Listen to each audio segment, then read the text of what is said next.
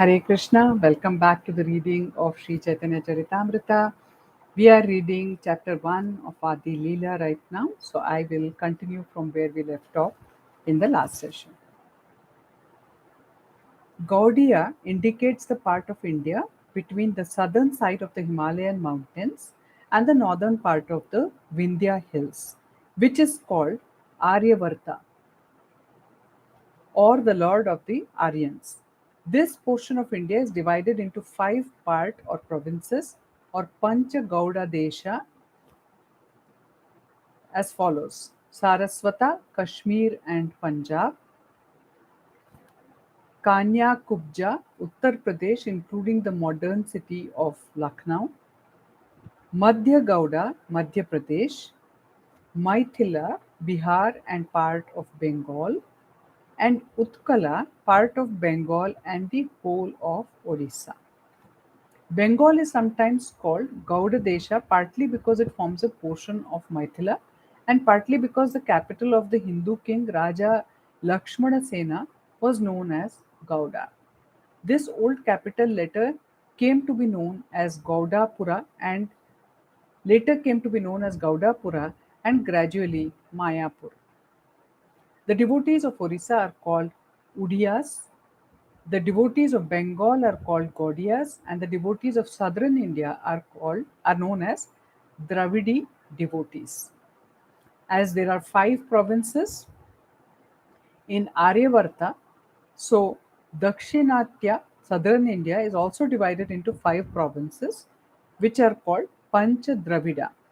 The four Vaishnava acharyas, who are the great authorities of the four Vaishnava disciplic successions, as well as Sripad Shankaracharya of the Mayavada school, appeared in the Panch Dravida provinces.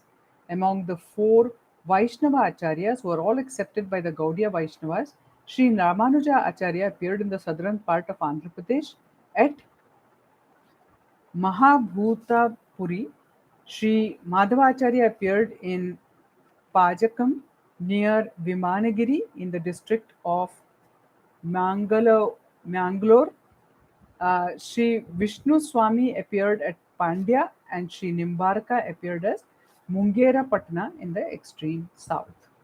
Sri Chaitanya Mahaprabhu accepted the chain of disciplic succession from Madhava Acharya, but the Vaishnavas in his time do not accept the Tattvavadis who also claim to belong to the Madhava Sampradaya.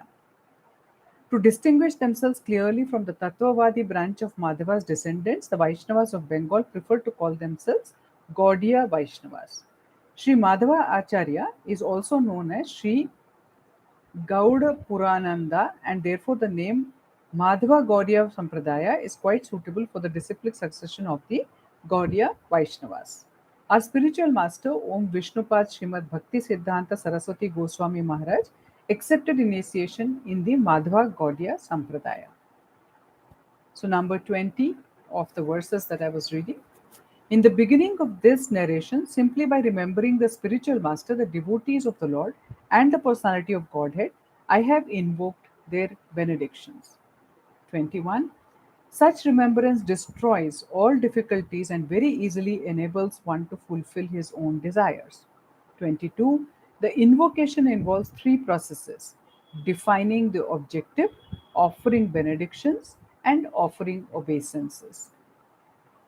23. The first two verses offer respectful obeisances, generally and specifically, to the Lord who is the object of worship. 24.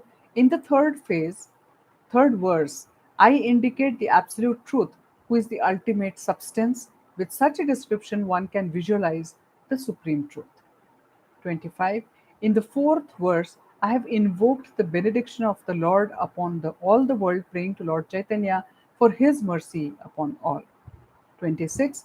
In that verse, I have also explained the external reason for Lord Chaitanya's incarnation, but in the fifth and sixth verses, I have explained the prime reason for his advent. 27. In these six verses, I have described the truth about Lord Chaitanya, whereas in the next five, I have described the glory of Lord Nityananda. 28. The next two verses describe the truth of Advaita Prabhu, and the following verse describes the Panchatattva, the Lord, His plenary portion, His incarnation, His energies, and His devotees. 29. These 14 verses therefore offer auspicious invocations and describe the supreme truth. 30. I offer my obeisances unto all my Vaishnava readers as I begin to explain the intricacies of all these verses. 31. I request all my Vaishnava readers to read and hear with rapt attention this narration of Sri Krishna Chaitanya as inculcated in the revealed scriptures. Lord Chaitanya is the absolute truth, Krishna himself. This is substantiated by evidence from the authentic spiritual scriptures. Sometimes people accept a man as God on the basis of their whimsical sentiments and without reference to the revealed scriptures. But the author of Chaitanya Charitamrita proves all his statements by citing the Shastras. Thus, he establishes that Chaitanya Mahaprabhu is the Supreme Personality of Godhead. Verse 32. Lord Krishna enjoys by manifesting himself as the spiritual masters, the devotees, the diverse energies, the incarnations, and the plenary portions. They are all six in one. 33. I therefore worshipped the lotus feet of these six diversities of the one truth by invoking their benedictions. Verse 34. I offer my respectful obeisances unto the spiritual masters, the devotees of the Lord's incarnations, his plenary portions, his energies, and the primeval Lord himself, Sri Krishna Chaitanya. Krishnadas Kaviraj Goswami has composed these Sanskrit verses for the beginning of this book, and now he will explain it in detail. He offers his respectful obeisances to the six principles of the Absolute Truth. Guru is a plural in number because anyone who gives spiritual instructions based on the revealed scriptures is accepted as a spiritual master. Although others give help in showing the way to beginners, the Guru who first initiates one with the Mahamantra is to be known as the initiator, and the saints who give instructions for progressive advancement in Krishna consciousness are called instructing spiritual masters. The initiating and instructing spiritual masters are equal and identical manifestations of Krishna, although they have different dealings. Their function is to guide the conditioned souls back home, back to Godhead. Therefore, Krishnadas Kaviraj Goswami accepted Nityananda Prabhu and the six Goswamis in the category of Guru. Isha Bhaktan refers to the devotees of the Lord, like Sri Srivasa and all other such followers who are the energy of the Lord and are qualitatively non different from Him. Isha Vatarakan refers to the acharyas like Advaita Prabhu, who is an avatara of the Lord. Tat Prakashan indicates the direct manifestation of the Supreme Personality of Godhead, Nityananda Prabhu, and the initiating spiritual master. Tat Chakti refers to the spiritual energies or Shaktis of Sri Chaitanya Mahaprabhu. Gadadhara, Damodar, and Jagannath belong to this category of internal energy. The six principles are differently manifested but all equally worshipable. Krishnadas Kaviraja begins by offering his obeisances unto them to teach us the method of worshipping Lord Chaitanya. The external potency of Godhead, called Maya, can never associate with the Lord, just as darkness cannot remain in the presence of light. Yet, darkness, being but an illusory and temporary covering of light, has no existence independent of light. Verse 35. I first offer my respected obeisances at the lotus feet of my initiating spiritual master and all my instructing spiritual masters.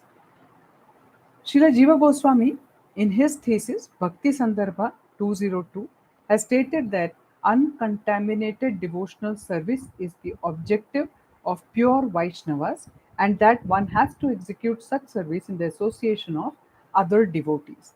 By associating with devotees of Lord Krishna, one develops a sense of Krishna consciousness and thus becomes inclined towards the loving service of the Lord.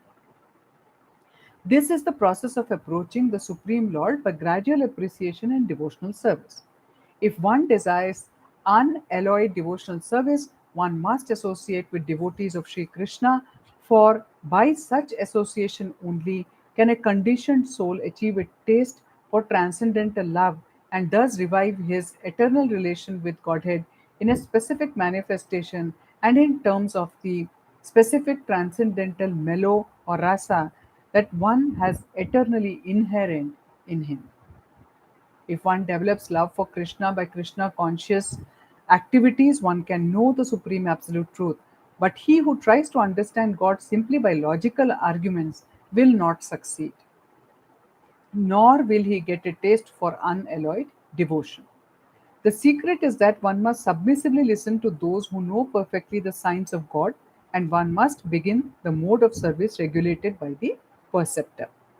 A devotee already attracted by the name, form, qualities, etc. of the Supreme Lord may be directed to his specific manner of devotional service.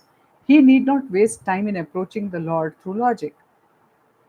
The expert spiritual master knows well how to engage his disciples' energy in the transcendental loving service of the Lord, and thus he engages a devotee in a specific devotional service according to his special tendency.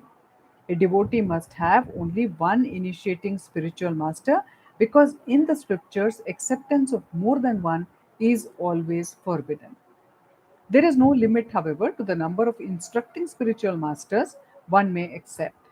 Generally, a spiritual master who constantly instructs a disciple in spiritual science becomes his initiating spiritual master later on. One should always remember that a person who is reluctant to accept a spiritual master and be initiated is sure to be baffled in his endeavor to go back to Godhead. One who is not properly initiated may present himself as a great devotee, but in fact, he is sure to encounter many stumbling blocks on his path of progress towards spiritual realization, with the result that he must continue his term of material existence without relief. Such a helpless person is compared to a ship without a rudder, for such a ship can never reach its destination. It is imperative, therefore, that one accept a spiritual master if he at all desires to gain the favor of the Lord. The service of the spiritual master is essential. If there is no chance to serve the spiritual master directly, a devotee should serve him by remembering his instructions. There is no difference between the spiritual master's instructions and the spiritual master himself. In his absence, therefore, his words of direction should be the pride of the disciple. If one thinks that he is above consulting anyone else, including a spiritual master, he is at once an offender at the lotus feet of the Lord. Such an offender can never go back to Godhead. It is imperative that a serious person accept a bona fide spiritual master. In terms of the Shastric injunctions, Sri Jiva Goswami advises that one not accept a spiritual master in terms of hereditary or customary social and ecclesi- ecclesiastical conventions. One should simply try to find a genuinely qualified spiritual master for actual advancement in spiritual understanding. Verse 36. The instructing spiritual masters are Sri Rupa Goswami, Sri Sanatan Goswami, Sri Bhatta Raghunath, Sri Jiva Goswami, Sri Gopal Bhatta Goswami, and Srila Raghunath Dasa Goswami. 37. These six are my instructing spiritual masters, and therefore I offer millions of respectful obeisances unto their lotus feet. By accepting the six Goswamis as his instructing spiritual masters, the author specifically makes it clear that one should not be recognized as a Gaudiya Vaishnava if he is not obedient to them. Verse 38. There are innumerable devotees of the Lord, of whom Srivas Thakura is the foremost. I offer my respectful obeisances thousands of times unto their lotus feet. Verse 39. Advaita Acharya is the Lord's partial incarnation, and therefore I offer my obeisances millions of times at his lotus feet. Verse 40. Srila Nityananda Rama is the plenary manifestation of the Lord, and I have been initiated by him. I therefore offer my respectful obeisances unto his lotus feet. Verse 41.